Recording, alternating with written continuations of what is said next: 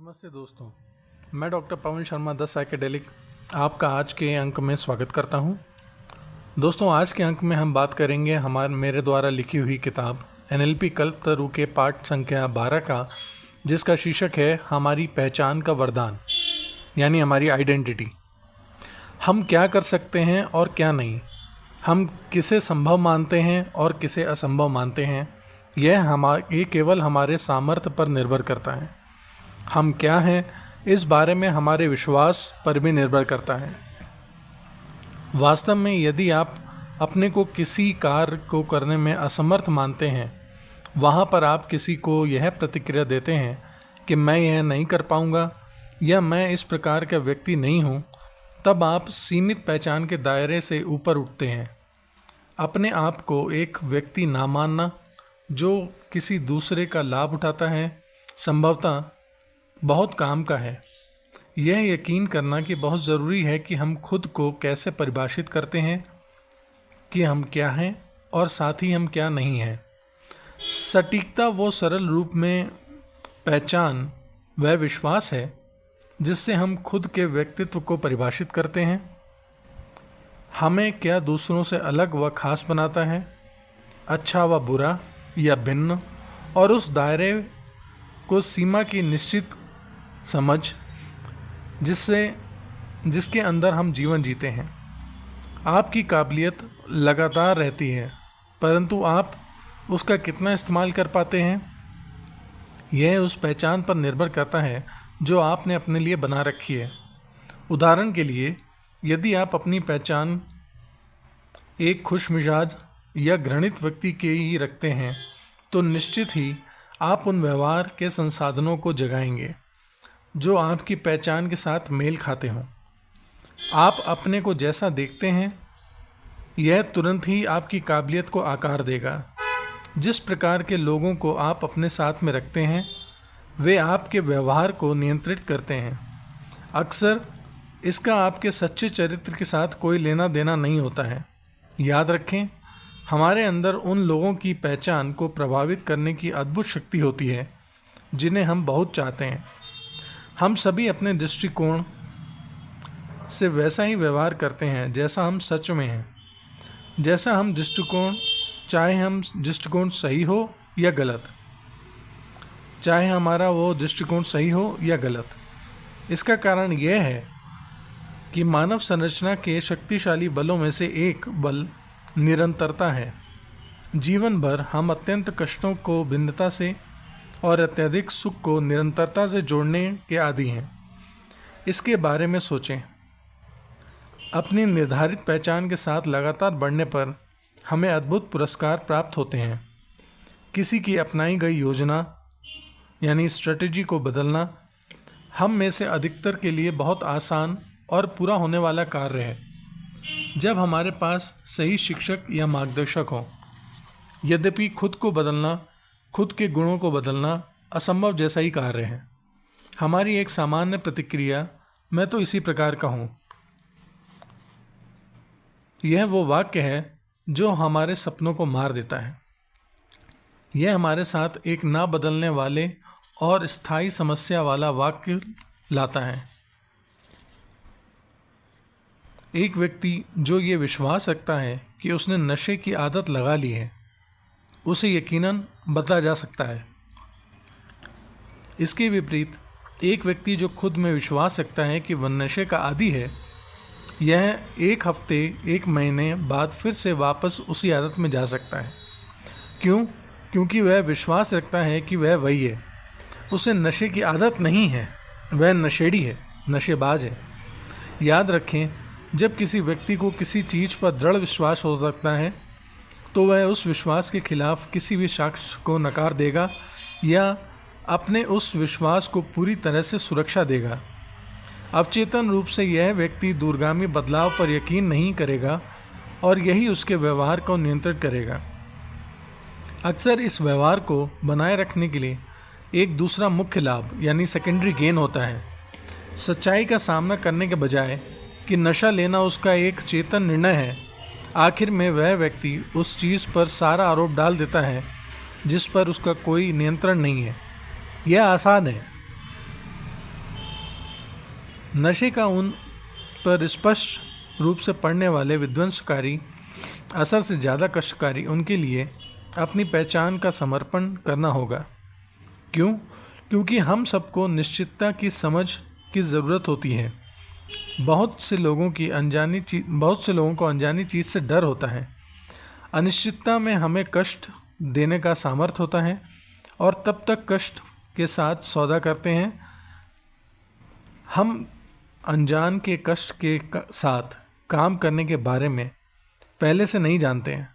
हर पल बदलते हुए संसार में रहना कुछ इस तरह, जहाँ पर रिश्तों की परिभाषाएं बदलती रहती हैं, काम की भूमिका, जॉब रोल फिर से परिभाषित होते रहते हैं। बदलता वातावरण और नई सूचनाओं के एक अखंड दौर में एक चीज़ जो लगातार मायने रखती है वह है हमारी पहचान। यदि हम यह सवाल पूछना शुरू करें कि हम कौन हैं, तो हम सबके लिए यह समझना मुश्किल हो जाएगा कि हमारे जीवन की बुनियाद किस पर बनी है। यदि आप ये नहीं जानते कि आप कौन हैं, तो आप ये निर्णय कैसे कर सकते हैं कि क्या करना है? अपने मूल्यों का निर्धारण कैसे करेंगे? कैसे विश्वास को बनाएंगे और नियम कैसे स्थापित करेंगे? आप ये कैसे निर्णय लेंगे कि क्या सही, क्या गलत और क्या भिन्न है? जिन्होंने अपनी पहचान एक नशेबाज के रूप में ग्रहण की है, उसके लिए सबसे बड़ी चुनौती यह है कि वह अपनी पहचान कैसे बदले।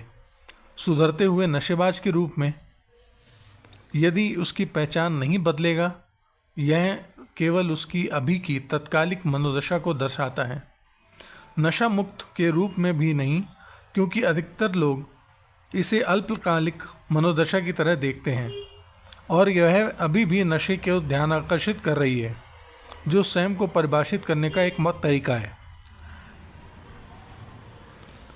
जब यह व्यक्ति एक बार इस पक्के विश्वास को पैदा कर लेता है कि वह अब बिल्कुल साफ है, तब वह हिंदू, मुसलमान, सिख, ईसाई, जैन, बौद्ध या कुछ और है, सिवाय एक नशेबाज के।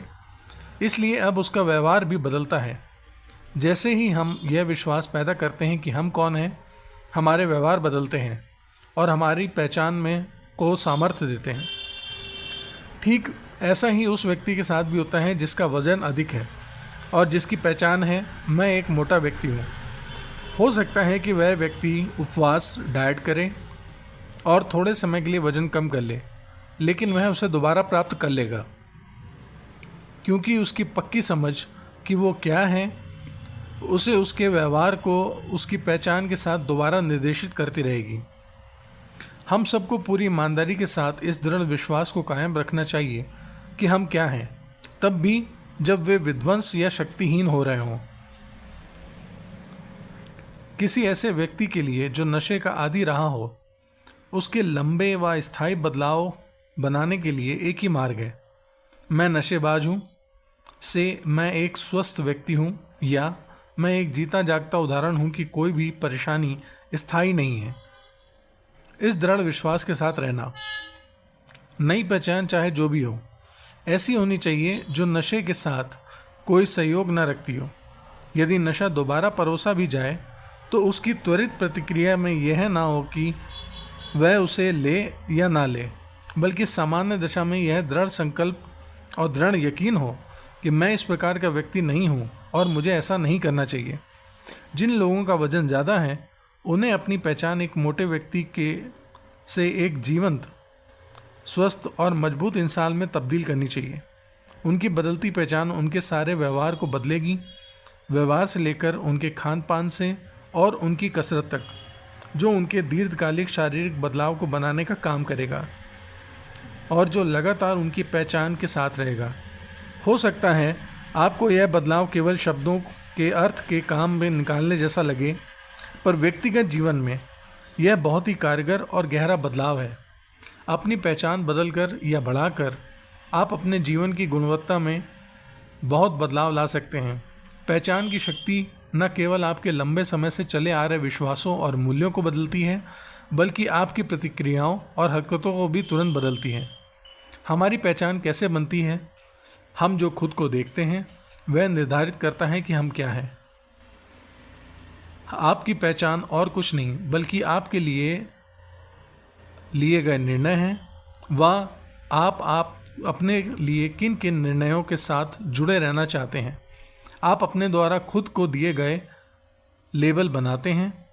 जिस तरह से आप अपनी पहचान को परिभाषित करते हैं वह आपके जीवन को परिभाषित करता है। किसी व्यक्ति की पहचान को बदलने के बाद उससे नई पहचान को लिखने के लिए कहिए। वह हर बार लिखने के बाद लिखे हुए वाक्य के सामने उस व्यक्ति के हस्ताक्षर करवाएं। एक बार यदि कोई व्यक्ति कुछ लिख देता है वह बाद में यह बहाना नहीं कर बना पाता कि ऐसा घटित नहीं हुआ था।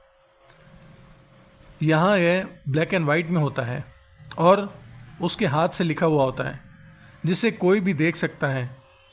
यह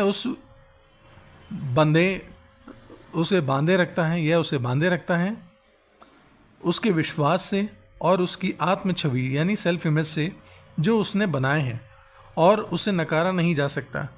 यह समझना हम में से अधिकतर लोगों के लिए कोई परेशानी की बात नहीं है कि हम अपने व्यवहार को बदल सकते हैं, लेकिन अपनी पहचान को बदलना संभवतः अधिकतर लोगों को असंभव या डरा देने वाला लगता हो। अपने विश्वासों से इस बारे में संबंध विच्छेद करना कि हम क्या हैं हमें बहुत अधिक अंदरूनी कष्ट देता है, और कुछ लोगों को तो इतना अधिक विच्छेद हो जाता है कि वह इन विश्वासों को दबाव में आकर स्वयं का खात्मा तक कर लेते हैं। दोस्तों, आज के अंक में बस इतना ही। अगले अंक में आपसे जल्दी मुलाकात होगी। तब तक के लिए नमस्ते।